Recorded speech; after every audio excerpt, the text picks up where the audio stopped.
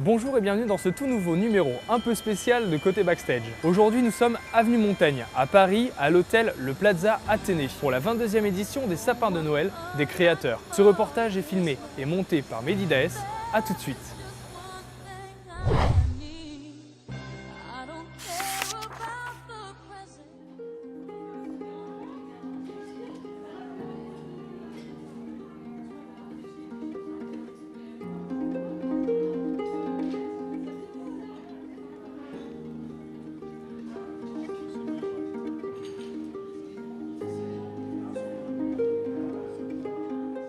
Marie-Christiane Marek, bonjour. Bonjour. Bienvenue dans Côté Backstage.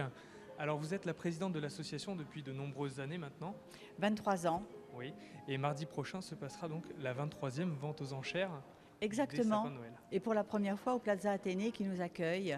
On est partenaire avec le comité Montaigne. Donc on a eu ces 3 dernières années, c'était au Théâtre des Champs-Élysées à côté. Et puis cette année, le Plaza nous a sollicité.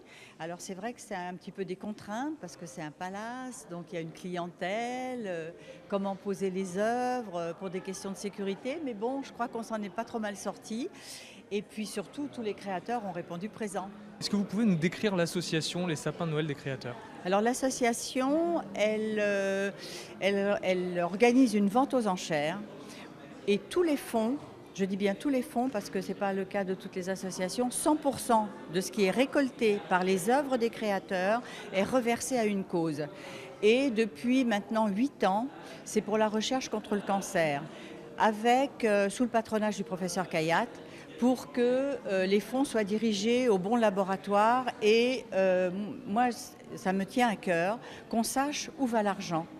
Et on a donc fait des recherches sur différents cancers. Il y a eu le cancer du rein et depuis 3 ans les fonds vont à un laboratoire qui est à Montpellier, qui est un laboratoire français et qui fait la recherche pour le cancer du sein des très jeunes femmes, qui est un cancer extrêmement grave et où on doit avancer dessus parce que pour l'instant c'est vraiment quelque chose de grave. L'idéal c'est d'avoir un cadre joli pour présenter des œuvres parce que les créateurs, que ce soit les couturiers, les designers, les architectes, ils donnent beaucoup d'eux-mêmes, c'est vraiment des œuvres originales. Donc c'est bien si on a un joli cadre. Et puis, comme l'association, tous ceux qui travaillent pour l'association sont bénévoles, donc ça veut dire qu'on est obligé aussi d'avoir un lieu. Qu'on nous offre un lieu. Et par exemple, notre imprimeur, tous les documents, c'est offert.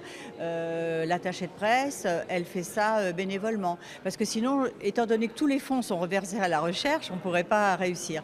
Et c'est vrai qu'un endroit comme le Plaza qui nous accueille gratuitement, c'est parfait. C'est prestigieux. Et du coup, cet événement rassemble combien d'artistes ? Alors cette année, il y en a 28 ici. On ne pouvait pas en mettre plus.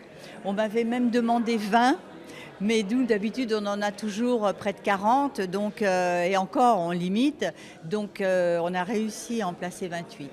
Comment ça se passe ? Est-ce que c'est vous qui allez chercher les artistes ou bien ce sont les artistes qui viennent à vous ? Alors depuis 23 ans j'ai des fidèles, que ce soit Chanel, Dior, Jean-Paul Gaultier, depuis 23 ans, Ruben Alterio, Jean-Charles de Castelbajac, Chantal Thomas. Ils me suivent depuis 23 ans. Donc ils savent tous les ans qu'ils vont faire un arbre et c'est presque devenu dans leur planning, c'est normal. Et puis chaque année je fais appel à des nouveaux, des jeunes souvent, parce que je trouve important de faire connaître aussi. On a des jeunes donc comme ce maître éventailliste Sylvain Le Guen, on a un artiste qui est en galerie, Sacha Nordmayer, c'est des œuvres un peu particulières, un peu pointues. Et puis j'ai ici dans le hall Emmanuelle Ribojade qui est une designer très très en pointe parce que tous les grands collectionneurs l'achètent actuellement. Et c'est la première fois que je la sollicite parce que je trouve que ses œuvres ressemblent à un sapin, donc voilà, mais elle a dit oui tout de suite. Et puis j'ai aussi des étrangers parce qu'il y a Octavio Pizarro qui est chilien, on a Yanina qui est russe, on a donc tout le monde a envie de participer. Ah non, Didit ne le fait pas cette année, il le fera l'année prochaine. Mais on nous demande aussi. Après, on choisit aussi en fonction des gens qui sont déjà là. Ouais, il y a un petit peu de toutes les communautés. Du coup, vous savez qui est-ce qui sera présent sur l'événement prochain ? L'année prochaine? Ah non, je ne sais pas. Non, non, je ne sais pas encore. Les fidèles, et puis on verra. Mais c'est sûr que je regarde toujours autour de moi. Je suis très curieuse dans les musées, dans les expositions, de découvrir des artistes. C'est comme ça que j'ai découvert d'ailleurs Emmanuel Ribojade et Reda Amalou, d'ailleurs, qui est un architecte designer, qui est présent pour la première fois aussi cette année. C'est parce que je les ai vus dans une exposition et que je trouvais très intéressant leur travail. Je les ai sollicités. Donc peut-être que l'année prochaine aussi, à travers mes pérégrinations, je vais découvrir de nouveaux talents. Alors, je ne sais pas vous, mais moi en tout cas, mon œuvre préférée, c'est celle qu'on a derrière nous, parce que ça marque en même temps la capitale. Alors Jean-Paul Gaultier, c'est mon ami de cœur, mais mon ami dans la vie aussi. Je suis très très fière de lui, de tout ce qu'il fait depuis des années. Il est franco-français à 100%, il aime Paris et il nous avait dessiné cette tour Eiffel l'année dernière. Et puis il nous avait fait un autre dessin aussi sur le French Cancan. Et puis au dernier moment, il a dit je préfère le French Cancan. Et pour cause, parce qu'il y a son spectacle actuellement, Fashion Freak Jean-Paul Gaultier, et c'est pour ça. Donc on avait fait le French Cancan l'année dernière, et cette année, je lui ai dit, mais tu sais, la Tour Eiffel, elle est quand même très très bien. Il me dit, mais oui, je l'adore. Alors on a trouvé un partenaire qui est Blacher, qui fait des illuminations, et qui l'a réalisé, parce que c'est un travail d'enfer quand même. Et je trouve qu'elle a bien sa place ici dans le hall du Plaza. Marie-Christiane Marek, merci d'avoir répondu à cette interview. Et puis à vous comme aux autres, on vous souhaite une très belle vente. Merci, À merci bientôt. beaucoup. Au revoir. Marc-Antoine, bonjour. Bonjour. Bienvenue sur Côté Backstage. Alors, la semaine prochaine, vente aux enchères des sapins de Noël des créateurs. Est-ce que c'est la première fois que vous y participez?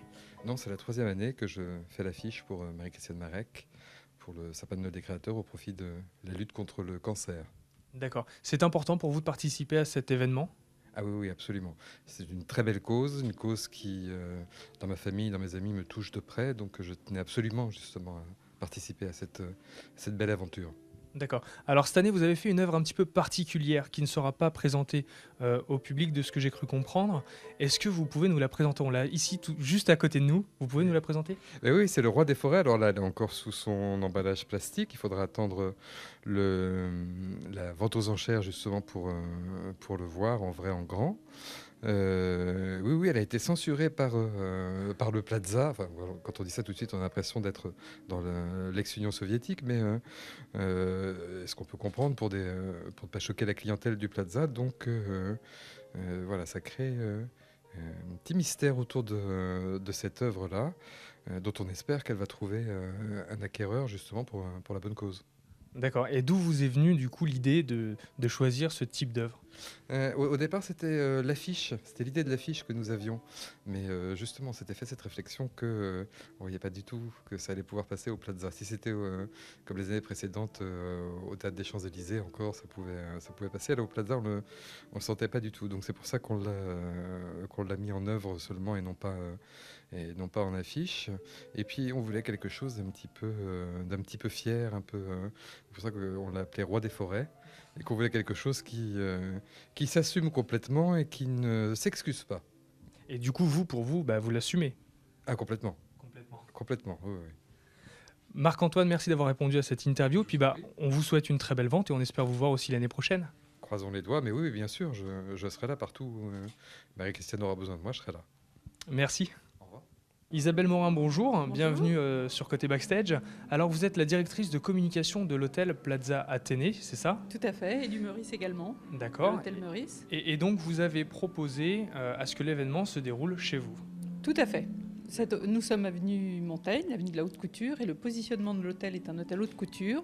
Donc, tout naturellement, quand Marie-Christiane Marek m'a proposé l'opération, j'ai trouvé que c'était une bonne idée d'accueillir tous ces créateurs à l'hôtel.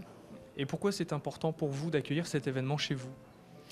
Comme je vous le disais, on a un positionnement d'hôtel haute couture. Donc évidemment, vous avez des maisons qui sont avenue Montaigne, comme la maison Dior, Chanel, qui sont présentes. Et puis on est toujours content au moment de Noël de créer le buzz à l'hôtel. Donc on a le sapin de Jean-Paul Gaultier dans le lobby. Voilà, donc c'est un clin d'œil à toute la couture qui est notre environnement de tous les jours. Vous espérez renouveler l'opération l'année prochaine? Écoutez, pour le moment, je ne sais pas, mais on est ravis, donc pourquoi pas, oui. C'est une bonne idée.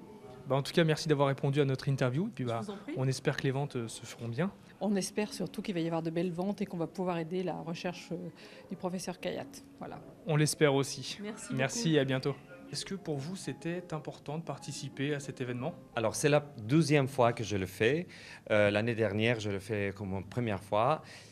Cette année aussi, j'étais invité par Marie-Christiane pour le refaire. Pour moi, il y a 2 points importants. Un point, c'est que c'est une œuvre caritative. Il ne faut pas oublier que c'est une vente aux enchères en aide à la lutte contre le cancer. Et ça, c'est quelque chose que je tiens à cœur.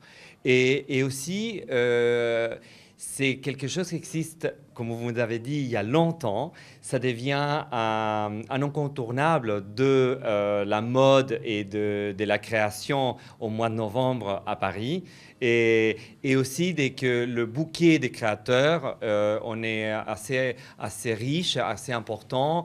Et je suis fier aussi d'être un des gens qui puissent présenter ma création. Alors justement, est-ce que vous pouvez nous la présenter, votre création? Alors, la création s'appelle L'Arbre des Vies. Il y a 2 histoires. La première histoire, c'est que je voulais faire une pièce qui travaillait avec des artisans du sud du Chili, parce que je suis franco-chilien.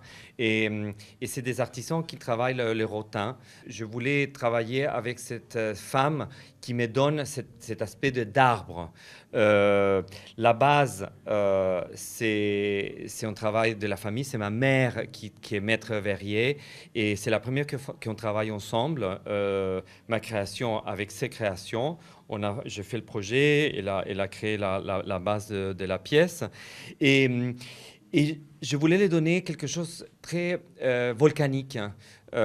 Comme si, c'est pour ça que c'est l'arbre des vies, parce que c'est la force de la terre qui peut brûler tout, mais qui finalement, après, ça va renaître quelque chose de nouveau.